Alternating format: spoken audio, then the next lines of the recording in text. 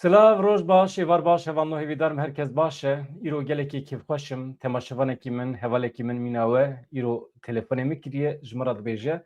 Milli kolineki daye despêkirin, di nava hemî kanalên televizyonê, kanalên YouTube'ê yêm Kurdî de, ku bi istikrar weşanê dikin.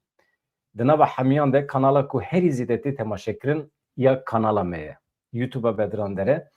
Ez gelekî kevxoşim, spas dikim ji bo we, ji bo hebûna we, ji bo eleqeya we ji bo vê kanala me. Heqeten me bi xwe lêkolî nekiriye, nizanim rewş çi ye. Lê ji kanalên me, televizyonê me yê Başûrê Kurdistanê bigire Kanal 8, Rûdaw, 24, War TV, hemî televizyonên Kurdî weşanê dikin di nava hemiyan de kanala herî zêde tê temaşekirin ya me ye. Yani YouTube'ê ji xwe Kurdî pir kêm in. Hene jî ji xwe bi qasî me nayêne temaşekirin. Vî aliyê de salekî wextê ku merû bide ber çavan ku salekî em ê weşan daye dest pê kirin. Bê rawestan heta îro em hatine. Ev serkeftinekî ye, ev rekorekî ye ji bo me. Mala we ava, ev rekoriya we ye. Gelek spas dikim. Wekî din nikarim tiştek bêjim. Vê piştgiriya xwe bidomînin ku em bikaribin di pêşerojê de ber bê yani ber bê avabûna kanalekê netewî vebiçin. Ez dixwazim di vê kanalê de cih bidim her rengî, her dengî. Mîvanê ku bila neyên vê derê de xwe îfade bikim bila nemîne. Derd û kulê me ew e ku heta niha gilûganzî jê me çi bûye? İmkanê xwe îfadekirinê, mafê xwe îfadekirinê. Binêrin, firqiya wî heye. Ez dibêjim mafê fikr û raman tiştekî cuda ye. Fikr û raman ji xwe di mirovan de heye. Kes nikare pêşî lê bigire. Raman, fikir di mirova de ve şart ye. Azadiya wî ne mesele ye. Ji ber ku tu bi xwe difikirî. Ama xwe îfadekirin yek ji bingehên demokrasî û medeniyetê ye. Di vê kanalê de jî dixwazim em vê meselê îspat bikin. Baş e, hûn jî di navda bi dengê gel. Dengê gel em çê bikin hevano, hûn jî werin xwe îfade bikin. Ya jî hevalê ku heqeten bixwaze bibêje ya salekî ez tim te dişopînim, ez dixwazim tu ji me re bernameyekî veqetînî, ez dixwazim werim xwe îfade bikim. Mesela Kurd, Kurdistan, meseleya rojhilata navîn yan jî dünyayê, huner, senaat, her marîfeta ku ew heye, ez dixwazim bi rêya vê kanalê hûn bigînin milletê me.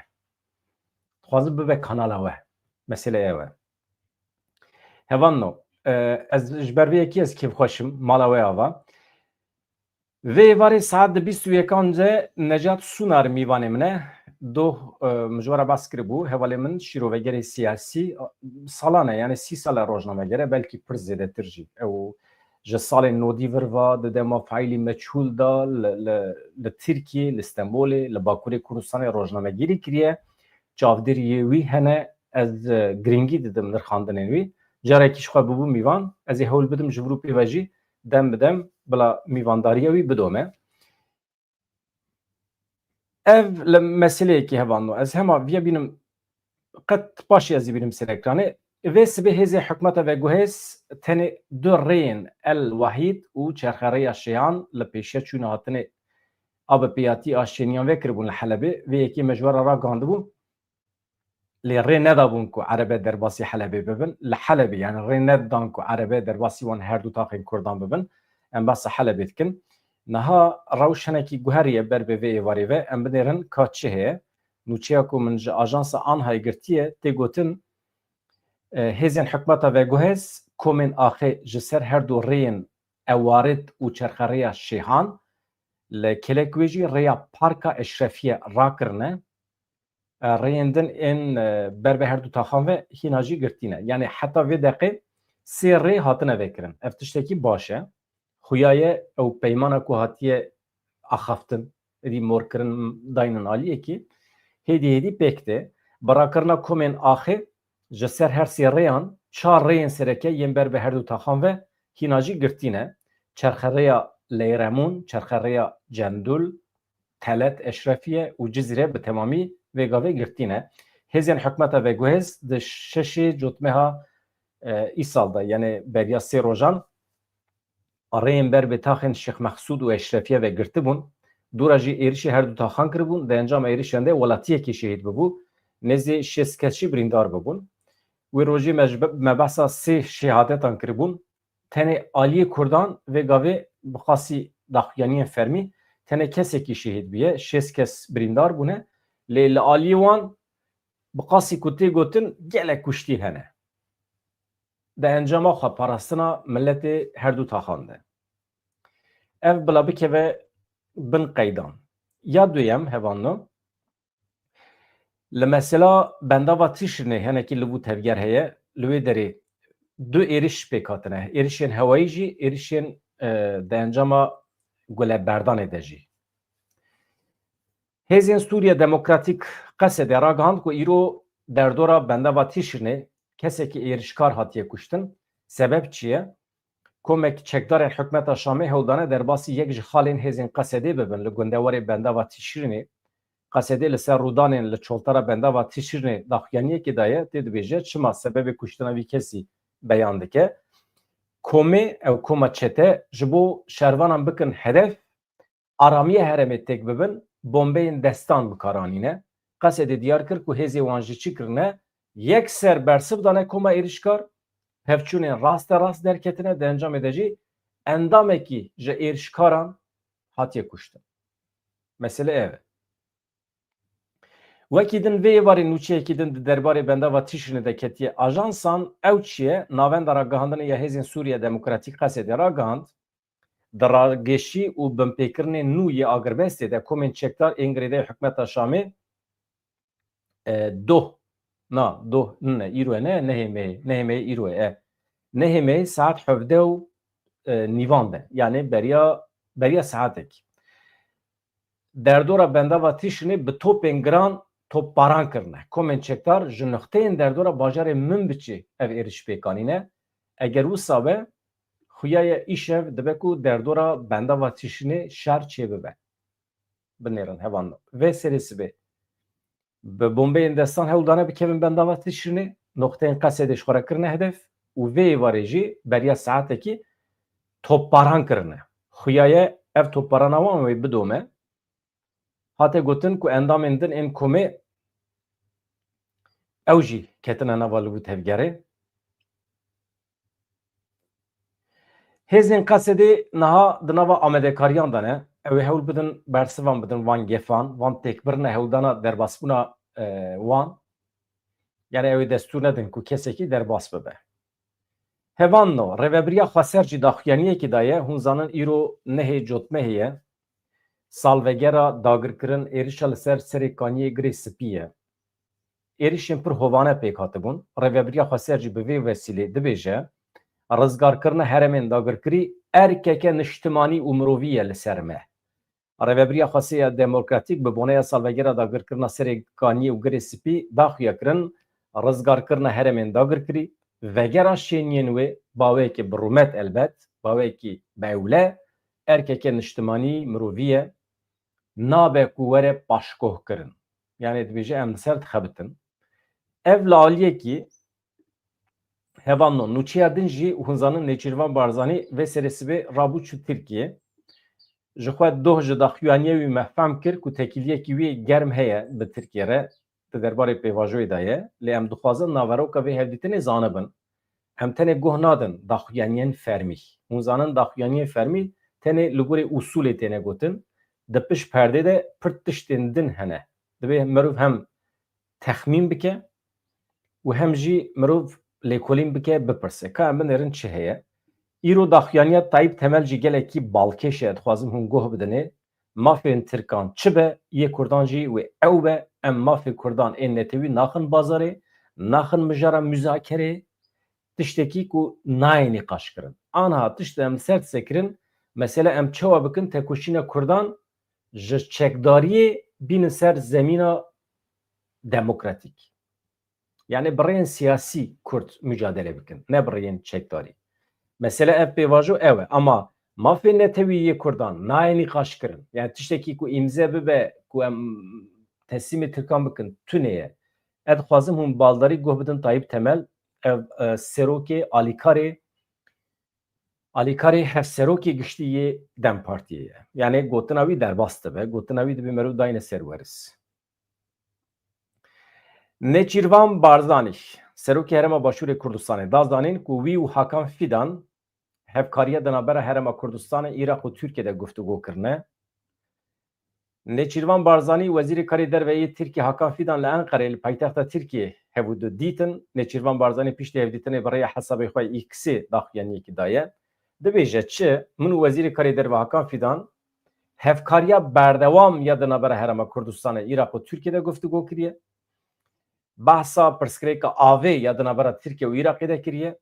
Rewşa herêmê û çend mijarên din ên girîng ên hevbeş jî mijarên di civînê de bûn.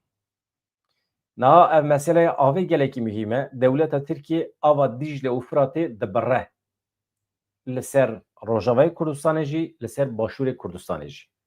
Ji xwe re weke rehnîne bikartîne. Hakikaten avê normal li gorî qaîdeyên navnetewî, li gorî peymanên navnetewî ew mîqdarekî avê heye, dewleta Tirkiye mecbûr e berde. Pêşî li wî jî digire. Bendavan çê dike, yan jî avê bi şiklekî din bikartîne. Av ava Firatê dibire li ser Sûriyê Rojavayê Kurdistanê. Ji xwe ava Firatê niha bûye sînor di navbera Rêveberiya Xweser û Sûriyê de. Ji wextê ku ev were birîn, bendava tişinê ziha dibe, gelek bendavên din ziha dibin, ev bandor li elektrîkê dike, bandor li ava li ser zevyan dike, tesîrê li ava ve xwarinê dike, yani pirsgirêk pir derdikevin. Aynî mesele ji bo ava Dîclê jî wisa ye. Dîcle jî diçe Başûrê Kurdistanê re de herke derbas dibe. Ya o mesele ne tenê dewleta Tirkiye jî. Hevanna. İran jî avê dibire li ser Başûrê Kurdistanê. Gelek çem hene ji Îranê tên Başûrê Kurdistanê re derbasî Iraqê dibin. Sırf Başûrê Kurdistanê jî ne. Milletên Iraqê jî bê av dimînin. Mesela avê ketiya Rojavê. Yani bi qasî petrolê aniha ew qas mühîm e. Ve merû li ser bisekine. Îjar ew avên herî mühîm ku diherikin Dicle, Firat ê herî serekene, gelek avên din jî hene elbet. Ji Bakurê Kurdistanê dizên. Ew jî ava Kurdan e, normal. Lê çi ne? Ev avên mezin dikevin bin parastina qanûnê navnetewî. Yani herkes li gora hişê xwe nikare pêşî li avê bigire, nikare avê bikarbîne. Rêw rêbazê wî qanûnî hene navnetewî. Divê merû li gorî wan usûlan tev bigere. Tabii ne tenê însan jî, heywan, masî, rewêl, pir cure heywan fayde dibînin ji wan avan. Mesela carkî hin fotoğraf hebûn, bi tonan masî bê av mabûn, telef bibûn. Vana felaketên xwezayî ne ku dewleta Tirkiye dibe sebeb.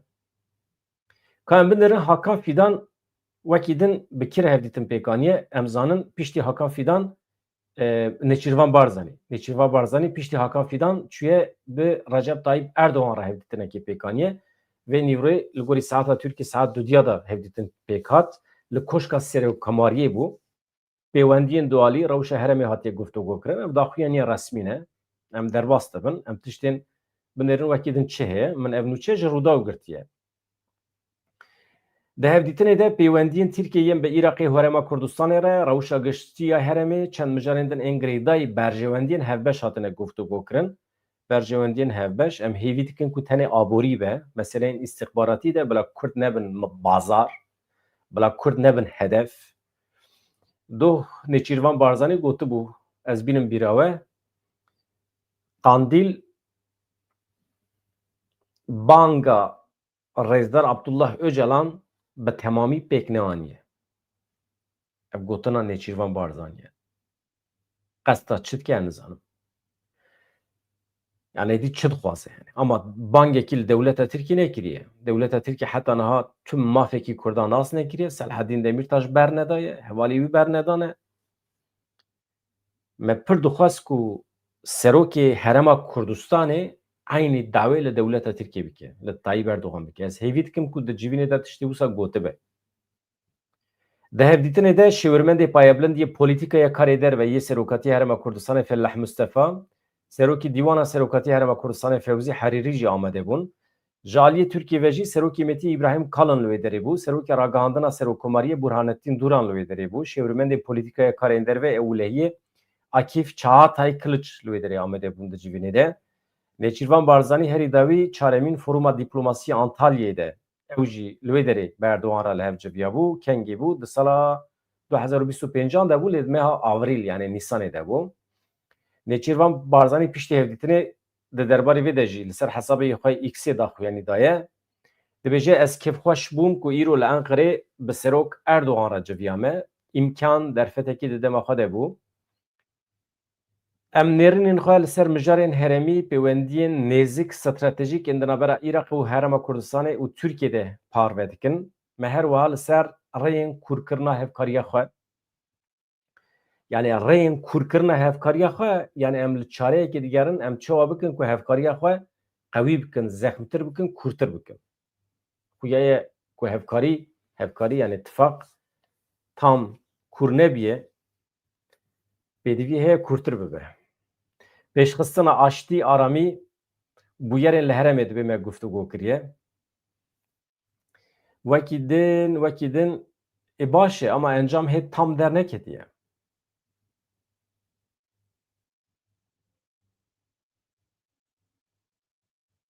Hevanno, niha ev mesele li aliyekî, tamam mı?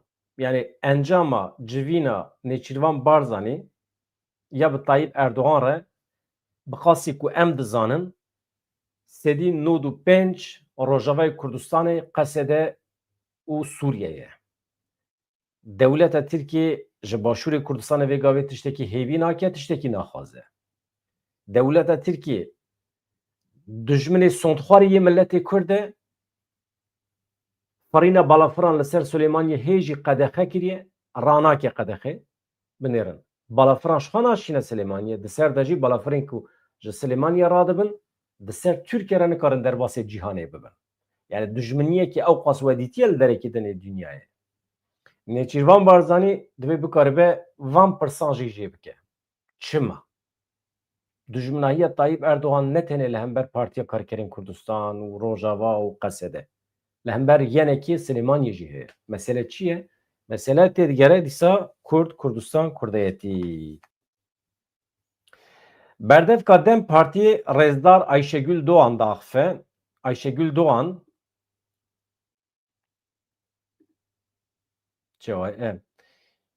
ew jî basa çi dike hevanno? İşaret bi rewşa li Sûriyê li Bakur Rojhilatê Sûriyê kir got, dibêjin ku Qesede bangên diyalogê yên hikûmeta veguhêz bê bersiv deyêle. û meseleya entegrasyona YPG ew jî li ser masî ye. Yani meseleya entegrasyona YKP çi dikin tînin datînin pêşiya hemû mijarên din. Halbuki meseleya esasî ne Qesede ne YPG ye divê pêvajoyê de. Ew jî rexne dike, yani dewleta Tirkiye rexne dike. Yani divê entegrasyon wisa neyê femkirin ku aliyekî bikeve bin serweriya aliyê din. Ez pir kêfxweşim hevanno wextê ku cara yekem gotina entegrasyon hate bilêvkirin, hema her kesî wisa behs dikir ku Kurd entegrê Tirkiye dibin, Rojava entegrê Sûriye dibe, vê derê pir baş bila were bîra we vê derê ez li dij derketim. Ser mesela entegrasyonê me vîdeoyekî taybet çêkiriye, min gotiye asla nabe. Entegrasyon ji bo me divê zemînekê medeniyetê be, her du alî werin ser vê zemînê. Wekî din çare wî tune ye. Yani aliyekê biçe daxilê aliyê din bibe tiştekî wisa tinê ye. û jî em dibînin, em ji siyasetmedarê me dibîsin tiştê wisa pir kêfamit e. Binêrin dibêje entegrasyon divê wisa neyê femkirin ku aliyekî bikeve bin serweriya aliyê din. Entegrasyon divê guherîn ve guherîna her du aliyan be. Dema ku mirov ji aliyek ve lêdinê re aliyekî xwe ê Tirkiye eleqedar dike heye ji ber ku em jî li wê derê qala entegrasyona demokratîk dikin. Yani ne tenê aliyê Kurdan, aliyê dewleta Tirkiye jî divê demokratîk bibe were ser zemîna demokrasiyê. Yani qala yekbûnê ji nûva yekbûnê dikin. Di banga 27 Sibatê ya birêz Abdullah Öcalan da jî bi taybetî îşaret bi vê yekî hatiye kirin. Lêbelê em weke tekiliyekê yekser nabînin, du pêvajoyên cuda ne, du prosedûrên cuda ne, du welatên cuda ne, şert û merc cuda ne. Bakurê Kurdistanê Tirkiye welatekî cuda ye, pêvajoyê aştiyê dibê çawa ku hatiye plankirin dikare li gorî bimeşe, ama tu nikarî pêvajoya li Bakurê Kurdistanê rêvaçûna wî, pêşketina wî girê bidî Sûriye yan jî Rojavayê Kurdistanê dibêje Ayşegül Doğan. Rast e jî. Du welatên cuda ne û şert û mercên hayatê jî cuda ne. Ev tiştekî baş e. Wî rojî jî tê bîra we me bas kiribû. Yani Bakurê Kurdistanê temamen esîr e dîl di destê dewleta Tirkiyeyê de lê Rojava azad e. Merû çawa dikare herêmekî azad weke herêmekî dîlgirtî bibîne wisa bixe nava pêvajoyê. Yani eleqa wan bi hev tune. Nabe. Mesela ez carnan şîrovegerên Tirk temaşe dikim, nasyonalîst wisa netewperestên Tirk ew cî dibêjin li Sûriyeyê êdî dibe hikûmet çêbiye, parlamento çêbiye, êdî pergalekî heye, êdî îcab nake artêşekî duyem hebe, ev dervey qanûnî ye, bila biçe tevlî bila xwe fesih bike û bila hikûmeta nû a Sûriyê serweriya xwe îlan bike li temamê Sûriyê. Mesela vaya tê çi manê binêrin hevan no. 14 sal e li Rojavayê Kurdistanê pergalek heye, hikûmetek heye, qesedê heye ne? Heh. Vaya dayîn aliyekî. Bi aynî awayî li Idlibê jî HTŞ hebû, hikûmetekî wan hebû ama herêmekî pir biçûk bû, bawekî çetewarî dihate birêvebirin. Çi bû di dawiyê de? HTŞ çû bi alîkariya hêzên navnetewî. Şam bi dest xist, rûnişt. Çawa mümkün e ku pergaleke 14 salî xwedî tecrübeyeke demokratîk biçe daxilê nava wan çeteyan bibe ku bi darê zorê çûne destanîne ser Şamê. Herêma me jî, Herêma Rojavayê Kurdistanê jî me ji Şamê negirtiye. Me bi darê zorê negirtiye. Di encama berxwedanekî li hember Daişê de Kurdan bi dest xistiye. Eleqa wî bi Şamê nemaye êdî. Kî Şamê bi dest dixe bila bi dest bixe. Ama Sûriye vê gavê perçe bîye. Wê perçekirî bimîne jî. Çara wî tune ye. Di vê derê de tiştek ku dixwazim bibêjim, ew şîrovegerên netewperest ê Tirkiyê binêrin. Laîkin ha. Kemalîstin. Normal dîn û îmanê wan ê İslamê tune ye. Normal vana ne İslamîstin. Vana laîkin, sekülerin, modernin, basa muasir medeniyetê dikin. Çi dikin? Rêxistinekî temamî demokratîk yan jî herêmeke temamî demokratîk sirf ji ber ku Kurdin temamî red dike davêjê aliyekî weke dijmin îlan dike. Aliyê din sirf ji ber ku ne Kurdin bila şerîetparêz be, bila îslamîst be, bila çete be, bila kevneperest be, bila tarî be, bila êrişkar be, bila serê însanan jê bike, bila jinan birevîne, tecavûz bike, bila cariyan bîne, bila pergala koletiyê bîne, ji bo wan nexeme. Yek pîvanekî wan heye. Kurd e, ne Kurd e. Xilas. Demokratîkbûna Tirkan bi qasî pîvana wan heta Kurdbûnê ye. Vê sibê min vîdeoyekî temaşe kir ecayîb e. Rojnamevanekî eyn tişte. Tamam, eyn tişte. Yani demokratîkbûna Tirk û Ereban heta Kurdan e. Kurd hat pêşiya wan demokratîkbûna wan xilas. Binêrin. Rojnamevanekî diçe ji rewşenbîrên Filîstîniyan pirs dipirse. Dibêje tu mafê qedera xwe tayinkirinê çawa dibînî? Yani mirov milletekî qedera xwe bi xwe tayin bike tu çawa dibînî? Azadî. Tamam. Firîdû. Rewşenbîrê Filîstînê dibêjin vaya pîroz e, tiştekî pir baş e. Her millet dibe azad be, xwe bi xwe îdare bike. Xwe bi xwe rêve bibe. Rojnamevan pirsa duyem dipirse. Xerîteyekî derdixe. Lê Kurd rewşenbîrên Filîstînî disekirin, serê xwe dixin ber xwe, bersiv nadin. Ev cuda ye dibêjin. Ev cuda ye. Kurd cuda ye. Rewşenbîrên Tirkan jî bi aynî awayî demokratîkbûna wan heta Rojava ye. Hêzên herî tarî ê mirovahiyê di dîroka mirovahiyê de nehatiye dîtin bi qasî Daişê û El Nusra û çete û mete rewşenbîrên Tirkan parastina wan dikin li hember Kurdan binêrin. Yani hûn bi xwe şahîdin niyeta pak a Kurdan. Yani ne kujiber ku em Kurdan ha biçin. Mesela ve dünyayı da nişanı me bidin li kudra rojlata navîn di nava awqas şar û pevçûnan de jin awqas serdest be. Wekheviya jin û mêr hebe.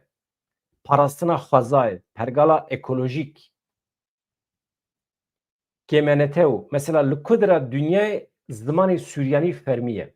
La rojlata navîn awqasa Suryan hene, awqasa Ermenî hene. Binêrin. Yani herin li Rojavayê Kurdistanê mafê Ermeniyan belkî ji yê Ermenistanê jî zêdetir e. Yaw Asûrî, Suryanî yaw koka wan anî, dewleta Tirkiye koka wan anî, qirra wan anî. Milletê Ereb jî koka wan anî. Sağ nehîştine li rojata navê. Temam me Kurdan jî êrişê wan kiriye di wexta xwe de. Seyfo, meyfo falan bêvan. Ama me xwe rex nekiriye. Êdî ew pergala berê nemaye, ew mantıqa me, mêjiyê me yê berê nemaye.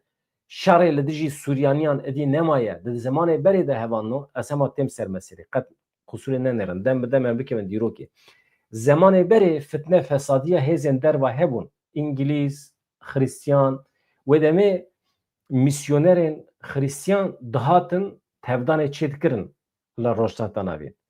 Ne li hember Kurdan, li hember Osmaniyan, li hember Farisan çi dikirin? Hêzên heremî tev didan li hember Suryaniyan ji bo ku komkujî çêbibe, ji bo ku mağduriyet çêbibe, ji bo ku ew bikaribin zêdetir Osmaniyan rexne bikin. Yani ji teşwîqê suç bikin. Osmaniya jî Kurd bikardanî, êl û eşîrên Kurdan bikardanî, mêrektiyên Kurdan bikardanî. Em çi bikin? Yani otoriteyekî Kurdan tune bû kî? Dewletekî Kurdan tune bû kî? Yani di êrişa ser Ermeniyan de jî temam Kurdan cih girtiye. Ama Kurdan weke Kurd cih negirtiye. Weke alayên Hemîdiye cih girtiye, weke hêzên Osmanî cih girtiye, weke mêrektiyên Kurdan ama girêdayî Osmaniyan cih girtine. Yani sırf ji ber Kurdbûnê na, sırf ji ber İslamբûnê na. Ama êrişa ser Asûrî Suryaniyan de tevdana misyonerên Xristiyanan hebû hevalna. Awî divê em bizanibin. Erê. Vaya yek. Niha em niha cih bidin Rêzdar Tayyip Temel ka çi dibêje? Rojnamevan maşallah dekak li Amedê xebatekî pir hêja dimeşîne ji bo Rûdawê dixebite. Bi alîkarê hevserokê giştiyê Dem Partiyê Tayyip Temel re hevpeyvîn çêkiriye. Min jê destûr negirtiye ji bo ku ez hevpeyvîna wî parve bikim ama ez zanim dostekî min ê hêja ye mala wî ava maşallah dekak her hebî rûportaja te min baldarî xwend û godar jî kir. Pirsên balkêş dipirsî serkeftî bû her hebî. Tayyip Temel diyar kir ku ev pêvajoyek ku hatiye destpêkirin ne pêvajoyeke danûstandinê ye, ne müzakere ye, pêvajoya avakirina şert û mercên siyaseteke demokratîk e.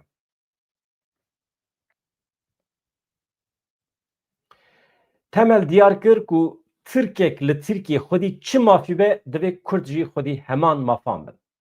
Gelê Kurd li ser hebûna xwe, li ser statûya xwe tu bazarê nake.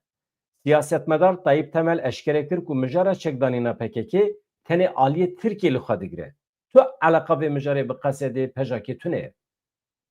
Pêvajoya li Tirkiye gihîştiye çi qonaxê? Gavên ku Tirkiye û PKK wê bavêjin çi ne?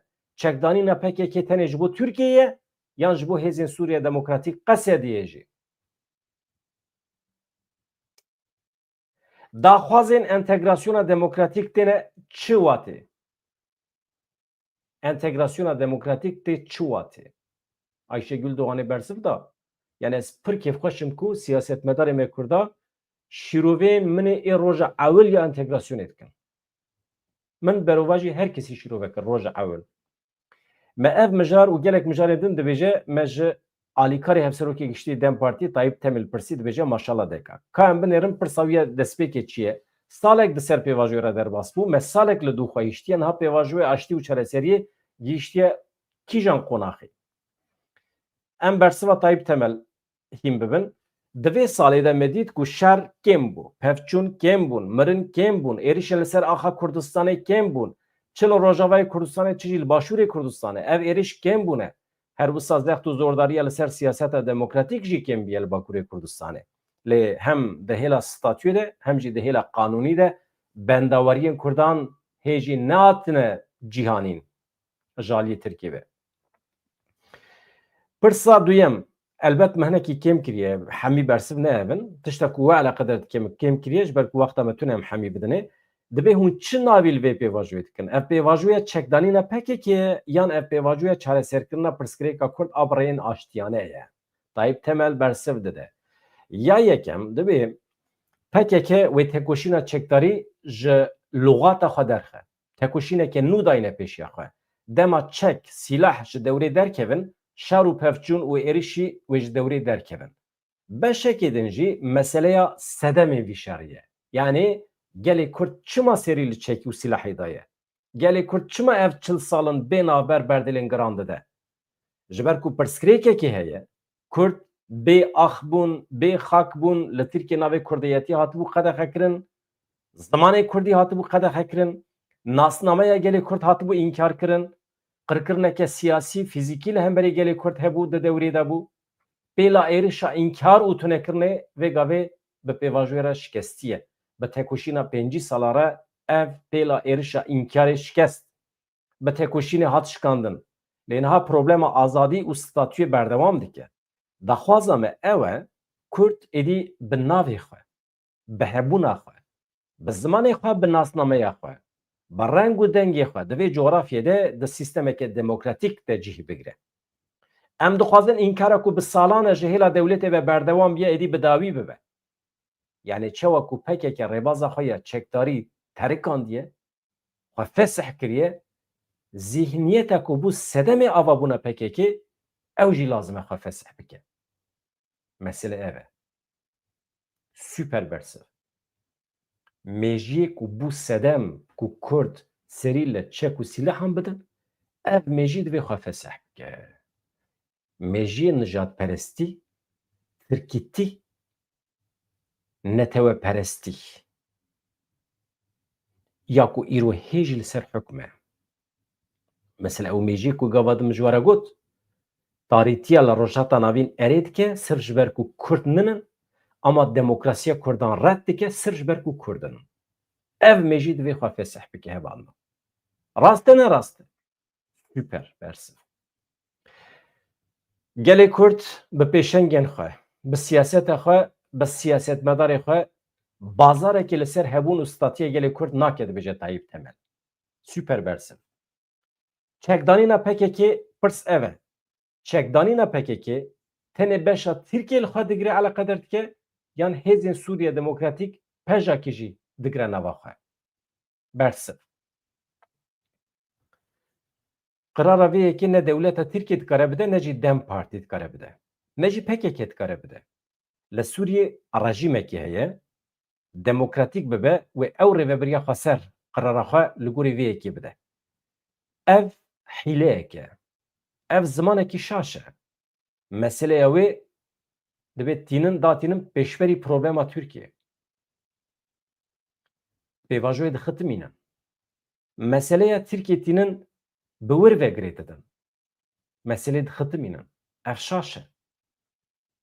Ev zimanê çareseriyê nine. Çawa dibe ku Tirkiye li ser navê Îranê bi pejakê re müzakere bike? Çawa mümkün e vê meselê çareser bike bi vî mantıqa xwe? Ev ne îşî aqilan e dibêje Tayyip Temel. Divê birêz Abdullah Öcalan daxiliyeta xwe ya nava pêvajoyê pêk bîne, pêşengiya pêvajoyê bike, ji bo ku ev proses pêvajo biçe serî ev yek şert e çimkî divê li ser navê hereketa siyasî Kurd müzakereyan pêk bîne. Bi heyetan re hevdîtinan pêk bîne. Vîna xwe îradeya xwe çê bike. Bi hereketa xwe re, bi tevgera xwe re bike ve nava dayîn û stendinê tekilî çê bike.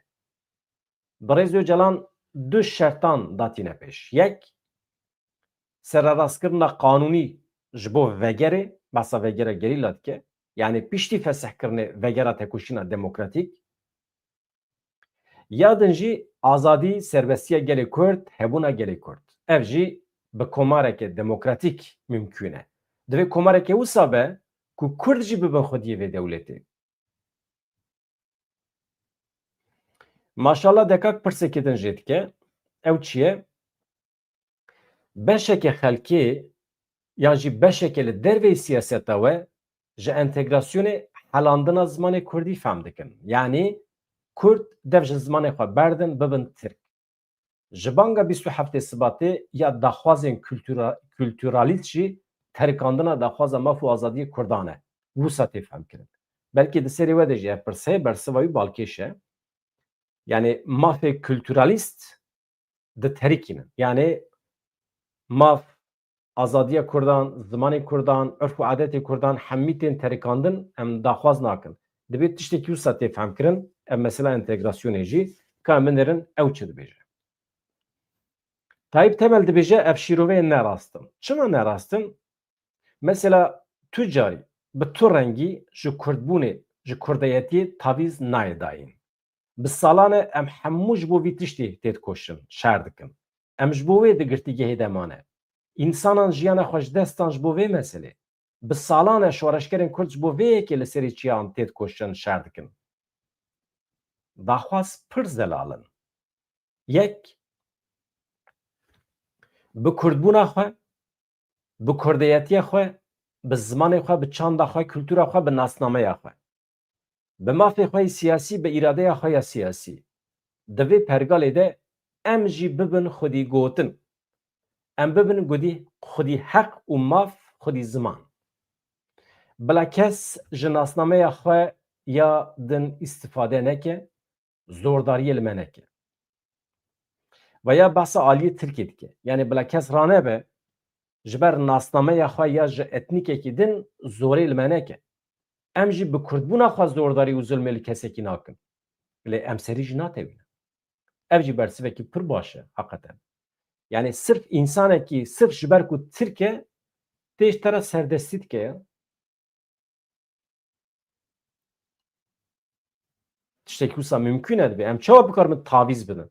Yani aynen ez ji we re bêjim tiştê ku salekî ye ez vê derê xwedqelîşînim dibêjim Rêzdar Tayyip Temel hemî de hevpêvînekî de gotiye. Pir baş e, kêfxweşim. Ji ber ku li derva hevanon gelek hevalê me hene heqeten mesele fehm nekirine. Bi vî şiklî şîrove nakin. Serê xwe dixin ber xwe mîna têkçûnekî dibînin nexweş e. Yani jî wextê ku meriv wisa diaxive dibe heval tu li dijî pêvajoyê diaxivî. Heval tu wekê me nafikrî. Ya çawa wekê te nafikrim? Tu şaş difikrî. Çima wekê te bifikrim? Wekê mantiqî, hinek rasyonel bifikrî. Tu were ser vê mantiqê. Mantiqa rast ev e. Mesela çawa mümkün e ku insanekî bi nasnameya xwe etnîkî were ser me de bibe hukmdar yani. Veya kîjan insan qebûl dike? Mafê Tirka çi be ê Kurda jî ew e. Rast dibêje Tayyip Temel. Bidomîne keko. Binêrin çi dibêje? Bila kes ji nasnameya xwe ya din îstîfade neke zordariyê li me neke. Em jî bi Kurdbûna xwe zordarî û zulmê li kesekî nakin. Lê em serî jî natewînin. Maneya entegrasyona demokratîk jî ev e. Dewlet wê ji karakterê xwe yê hey tawîzan bide. Yani dewlet wê entegrê demokrasiyê bibe. Dîsa tê mesele awî zemîn. Awî zemînê ji kerema xwe re not bigirin. Zemîna medeniyet û demokrasiyê em her du alî diçin serê. Ez nabêjim em pir demokratîkin ha. Yani gelek aliyê me hene nava milletê me da. Yani em jî ji biyane aliyê dewleta Tirkiye. Em jî hinekî demokratîk bin baş dibe ji kerema xwe re. Te dît rêja me ye yani. Dibin nabin kêfayê ama ne kêfayê hûn mecbûrin demokratîk bibin. Mecbûrin. Werin ser rêya heqîqetê rastiyê. Wisa li gor dilê te tiştekî tune ye. Heta mala xwe de jî nikarî antîdemokratîk tev bigerî. Bi jin û zarê xwe re jî. Jin bî tu nikarî bi mêran re jî antîdemokratîk bî. Herkes dibe were ser rêya rastiyê. Maşallah dekak pirsekî din dipirse perwerdeye bi zimanê Kurdî divê di make qanûnê de yani destûra bingehîn de cih bigire yanna. Meseleya statûyê jî gelekî dipirsin. Hûn êdî bi kîjan çavî li statûyê dinêrin? Daxwazên xweseriya demokratîk dibe. Yani daxwazê we yê xweseriya demokratîkan a dibe çûn yani. Êdî hûn dew nakin. Statû çi ye ji bo we ya mesela? Tayyip Temel dibêje niha ew pêvajoya ku em tê dane pêvajoya tekoşînê ye. Pêvajoyekê destûra bingehînî ye. Yani make qanûna Tirkiye divê Kurdan wekî himayeki sazumankar kabul bike, divê wekî avakarê Tirkiye kabul bike. Türk çi qasî xwedî maf bin, divê Kurd jî ew qasî xwedî maf bin. Tirkekî li Tirkiye xwedî çi mafî be, Tirkek li Almanya xwedî çi mafî be, Tirkek li Qibrîsa Bakur xwedî çi mafî be, Kurd jî divê li Tirkiye xwedî eynî mafî be. Ne kêm ne zêde. Pirsa dawî pir sempatîk e, binêrin hevalino. Newroza îsal ji ber vê pêvajoyê gelekî cuda bû. Tu Newroza li pêşiya me çawa dibînî? Yani Newroza 2026an tu çawa dibînî? Em ê bi hev re çi bibînin? Dipirse maşallah deka. Ka bersiva Tayyip Temel çi ye? Kesên ku li çiyê tê dikoşin, piştî serrastkirinên qanûnî ew ê werin qada Newrozê, ew li wan meydanan gel silav bikin. Birêz Abdullah Öcalan bawekê fîzîkî bi dengê xwe, bi rengê xwe ew ê were tevlî Newrozê bibe. Ew Newroz wê pir cudatir bibe. Yani Tayyip Temel wextê ku vana dibêje gelo tiştekî zane dibêje yan pêşbîniyê xwe yan jî daxwaz û temenniyê xwe dibêje. Vaya min fehm nekir.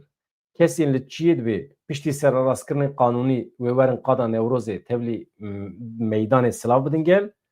Abdullah Öcalan jî wê were awekî fîzîkî bi deng û rengê xwe wê tevlî Newrozê bibe. Tiştekî zane dibêje yan daxwaz û hêviyê xwe dibêje. We çi jê fehm kir? Ka binivîsînin. We çi jê fehm kir hevalino. Berê ku derbasî mijara din bibin hevalino, yek tiştê parantezekî ez vekim, ev make zagon binêrin. Make qanûn vê gotinê hez nakim. Mesela make qanûn çi ye ya? Mak çi ye? Mak. Kurdî de. Dayîk ye ne? Mak tê mana dayîk. Baş e. Dayîk zagon çi ye? Ez dibêjim wergera Tirkiye. Ji ber ku Tirkî ana yasa ye. Ana du wateyan de tê gotin Tirkî de. Yek temel yani bingehîn, ana mesele yani mijara bingehîn. Yek jî ana heye dayîk. İja hevalên me ê ziman dan çûne wateya duyem ya şaş ji Tirkî girtine anî nexistine Kurdî. Mesela halbuki konstitüsyon heye ne? Konstitüsyon di zimanê Latînî de ê Ewropî de yani destûra bingehîn e. Tê mana qanûna bingehîn. Temel yasa. Ne ku dayîk yasa. Ji ber vê yekê ez gotina make zagon û make qanûn hez nakim. Hez nakim ne? Şaş e. Yani kî anî xistiye Kurdî ya nizanim heqeten. Ji kereva xwe re ji nava Kurdî derbixin. Bingehîn e. Zagona bingehîn, qanûna bingehîn e. Yani anayasa. Konstitüsyon yani. Baş e aviya me da aliyekî. Dî fikra hûn jî fikra xwe bibêjin. Heqeten make zagon yani hûn erê dikin yan destûra bingehîn. Qanûna bingehîn. Çi dibe? Ama bila gotina bingehîn tê de hebe ya. Ne ana. Yani ne du ana. Ana yek ana. İja meselekî din jî heye dişibe ew ê. Hûn dişibe çi? Dişibe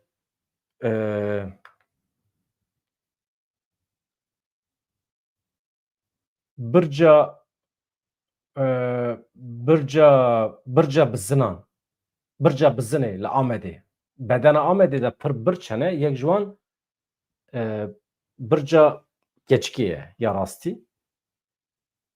İja çîroka wî jî heye. Çîroka wê keşikê jî heye. Evîndar e nizanim çi çîrok cuda ye. İja Tirkan aniye ew birca Amedê ya keçikê anîne kirine keçî. Çünkü nizanin keçik çi ye, anîne kirine keçî. Tamam. Keçî burcu. Burç. Yani velhasıl. İja hevalê me Kurd jî ne çûne birca keçikê negirtine çûne Tirkî wergerandine gotiye birca bizinê. İja ji bo sûra Amedê, bedena Amedê de bircekê wisa navî problematîk ye mesela. Yani hevalê me Amedê bila binivîsînin. Hûn çi wa dibêjin yani? Yani birca bizine ya keçikê normal. Ya. Yani şaş tê wergerandin. Ez numuneyekê din jî bibêjim paşê derbasî nûçeyekê dimim hevandam. Ji bîr nekin vê êvarê saet 21 de mîvanê min jî heye Necat Sunar dibe em ji we re ji wext bihêlin. Niha mesela di Tirkî de 100 numara heye. 100 numara ji bo çi tê gotin? Ji bo tuwaletê tê gotin ne? Mesela çi alaqa wî heye 100 numara? Yani ne? Alaqa wî pê tune. Halbuki gerek B numara be. Yani numarasız. İja vaya ji ku tê? Vaya ji Fransî tê. Tirkan jî çûye ji Fransî şaş kirtine. Çünkü gotina 100 Fransî jê re dibêjin 100. Se an ne yani 100. İja 100 bi gelek wateyan heye. Mesela tu bibêjî B numero tu jî dibêjî 100 numero. Tu bibêjî 100 numara tu jî dibêjî 100 numero. Her du jî 100 e. Çima B numero? Çünkü zamanê berê li otêlan li her qatekî tenê tuwaletekî hebiye.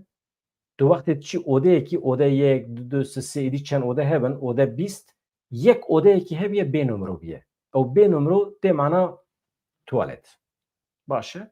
Navê wî êdî dibe 100 numero. Tamam mı? 100 numero yani B numere. İja Tirkan ji wan wetirê ew 100 tê mana 7. Şune B numero nenivîsandine gotine numara 7. 100 numara. Halbuki gerek bu gotina numarasız. Wergera şaş e. Yani ez ana parantezê digirim ev jî bila wisa wekî anekdotekî bikeve qeydan hevandan. Li Sudanê li dijî mizgeftekî êriş pêk hatiye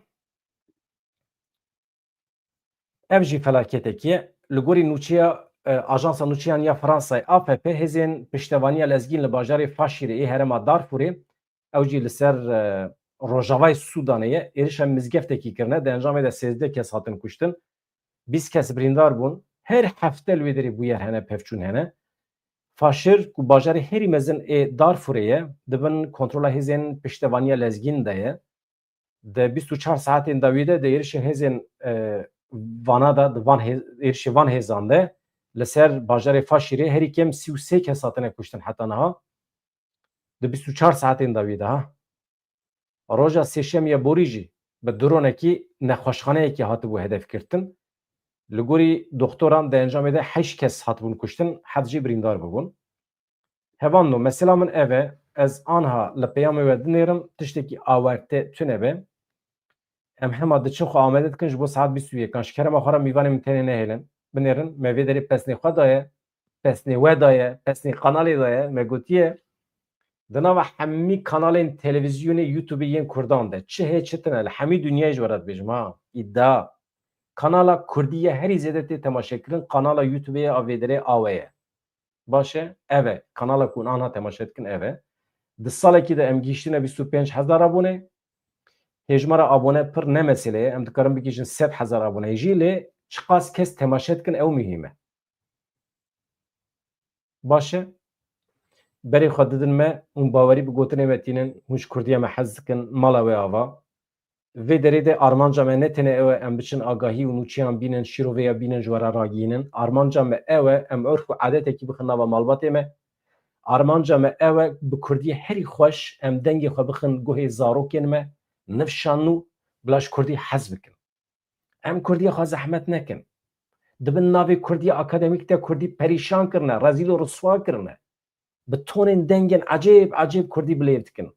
Ya hûn çi dixwazin ji Kurdî? We qirra Kurdî anî we mala Kurdî xirab kiriye di wan televîzyonan de. Deng mengî ucûbe ecêb mecêb Kurdî tev perîşan kirine. Kurdî ne wisa ye? Kurdî zimanê civakê ye, xweş e, herikbar e, diherike derya ye, okyanûs ye, bikeve navê ji xwe re ajberî ke. Xweş e Kurdî. Ranebin bi zimanê xelkê xwe îfade nekin ya û du gotina dibêjin ya. Yani ji bo gotina du fikir ya hûn tînin ziman bi Tirkiye herî İstenbolî bi Tirkiyekî hinekî ecêb zdevê xwe kudra xwe xwar dikin. Ez zimanê xelkê xira nekim lê ez dibêjim hûn xwedî dewlemendiyekî ne vê dewlemendiya xwe bikar bînin jî îstîfade bikin. Ew jî Kurdî ye. Ez ji we re spas dikim mala we da. Saet 21 de em li vê derê ne bi mîvanê min Necat Sunar dem baş silav xatirê we hevandin.